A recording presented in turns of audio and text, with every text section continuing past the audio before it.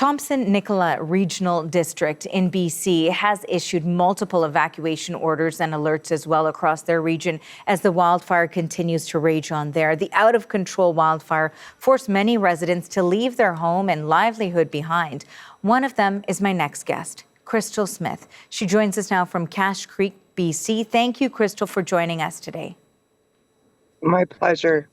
Now, we know that you had to make that difficult choice to evacuate from your home. Tell us about what it was like in that moment for you. Well, it was literally a moment. I was watching the fire all day long that day, and I was positive the whole day that it wasn't going to come anywhere near us because our property had no trees. We'd recently expanded our wrecking yard, and there's a giant lake behind us. So we thought, you know what, it's just going to go by. And I just spent the day keeping my As soon as we saw those flames start coming down over that mountain, we were like, okay, the very most important things. And, you know, everything's important, but the most important things were our children and our animals.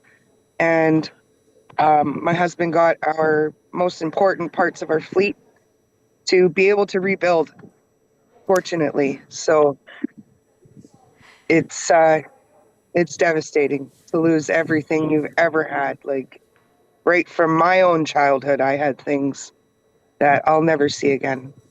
I cannot imagine what this time must be like for you. And in that moment, too, when you're trying to make this critical decision to make sure that you're saving your family. And I understand we're looking at some images from your home now. Of course, this is the home that you've had to leave behind.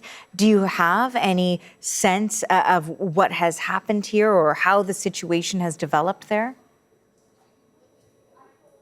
No, I've only seen the same pictures that everybody else has seen because they're not going to let us back in because it's dangerous, obviously. Mm-hmm. You know, in 2017, when they evacuated us, nothing even burned and they didn't let us back for 3 or 4 weeks from what I can remember. So I can only imagine how long it's going to take, but it's, you know, winter comes way earlier here than everywhere else. So if we are to stay there for the winter, we do need to be let in sooner than they believe we need to be let in to clean up a spot, put down a temporary home that's warm enough to withstand the caribou winters, which are pretty intense.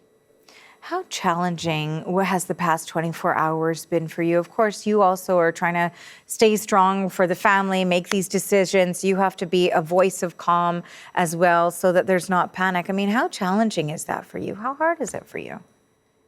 It's a major roller coaster. You know, one minute you're laughing, the next minute you're crying. You know, sometimes I even feel guilty for smiling or laughing because of the devastation that's all around. But when I'm laughing, it's with my family, it's with my children, it's with my grandchildren, you know, trying to convince my grandchildren that, you know, everything is okay when, you know, you really feel like it's not. But we have had so much support that, you know, it's incredibly difficult to hang your head when so many incredible people are putting their hands out and holding your head up for you. Like, it's impossible, actually. It's wonderful to hear. Please carry on. We won't really, I don't think it's really going to set in until we actually go there and see it and have to start cleaning it up. You know, Crystal, as you mentioned, it's wonderful to hear that families like yours are getting so much support from the community. I do want to ask, too, in terms of how the situation has evolved over the course of the past few years, can you remember a time when it was this dire of a situation? You mentioned that before you have had to evacuate your home. Was there a real fear then? Or has the fire situation in your region changed drastically? Well, that fire was 10 years ago and it burnt everything around us. And that was another thing that made me feel like, no, this isn't going to happen. We already had a fire. And so, you know, it was just, it was, not was so unbelievably unexpected. And, I try not to feel stupid for thinking that the house was going to be okay, because I was right up until the end confident that that fire was not going to touch our house. And it absolutely flattened everything. I mean, it's just so difficult to think about how you and your family must be processing all of this. I wanted to ask you also, in terms of the response that you've seen from officials, from firefighters, do you feel like there's been enough communication? Because I know you made a last-minute decision as you were watching those flames approach that, okay, we've got to go. Do you think that there was enough warning and enough protection in place? Well, I don't myself personally don't know exactly what happened, but there are speculations. And I do know that the backburn in 2017 is what drove me out of my home. And as far as I know, the attempt at a backburn again is what's driven us, is destroyed our home this time. And, I can appreciate all the efforts. I absolutely appreciate all the efforts. And it's not one single person. It's a massive group of people. And, yes, politics have to be involved, and money is everything, which is so sad. But I just don't think any of these provinces anywhere have the skills to defend fires like this. I believe it has to do with climate change and Mother Nature trying to clean herself up, because that's just the way she is and has been for thousands of years. Not to get into that, but I don't think there was anything anybody could do.